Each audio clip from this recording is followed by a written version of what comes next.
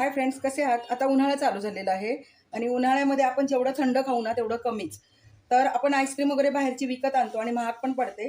तर आपण आज घरातल्या घरातच चिकूची आईस्क्रीम बनवणार आहोत. तर इकडे मी 5 चिकू घेतलेले आहेत. त्याच्या बिया काढून घेतलेल्या आहेत. आता मी त्याचा गर काढून घेणार आहे. इकडे आहे 6-7 काजू आणि 6-7 बदाम आहेत. तर आता आपण पहिल्यांदा चिकूचा गर काढून घेऊया.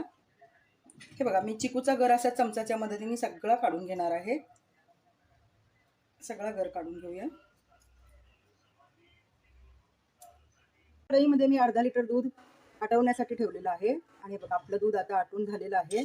तर चिकू तेवढा गोड नसतो म्हणून आपल्याला साखर लागणार आहे. तर आपण 50 ग्राम साखर घालूया आणि दूध परत आपण हलवून थोडंसं आटवून घेऊया. तोपर्यंत मी चिकूचा गर मिक्सरला बारीक दळून घेणार आहे आणि सोबतच काजू आणि बदाम ही दळून घेणार आहे. इकडे दूध आटून तयार झालेलं आहे, साखर पण विरघळलेली आहे.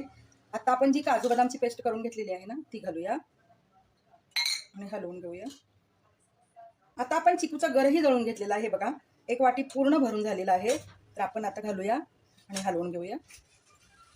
चिकूचा गर आहे ना तो दुधामध्ये आपण छान मिक्स करून घेऊया.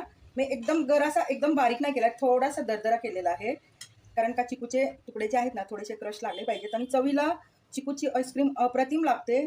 मला जेव्हा जेव्हा चिकू मिळतात तेव्हा तेव्हा माझी मुलं मला आईस्क्रीम बनवायला सांगतात. तर तुम्हीही नक्की बनवा आणि बघा कशी लागते ते. खूप छान लागते. आणि चिकूची आईस्क्रीम शक्यतो पार्लरमध्ये म्हणजे आईस्क्रीम पार्लरमध्ये मिळत नाही, तर तुम्ही घरच्या घरी बनवा, खूप छान लागते. दूध हे आपलं मिश्रण ना कोमट झालं हे बघा, माझ्याकडे चॉकलेटचा डबा आहे. तर चॉकलेटच्या डब्यामध्ये मी ती घालणार आहे आणि फ्रीजमध्ये ठेवून देणार आहे 10 तासासाठी. आता आपण चिकूचं मिश्रण डब्यामध्ये घालूया आणि आईस्क्रीम सेट करण्यासाठी ठेवून देऊया. फ्रीजमध्ये ठेवणार आहोत. 8 ते 9 तास, 10 तास तर ठेवायचंच, त्यामुळे चांगली एकदम छान आईस्क्रीम लागली जाते. हे बघा 10 तासानंतर आईस्क्रीम अशी तयार झालेली आहे. पण या आईस्क्रीमचा बर्फ झाला आहे.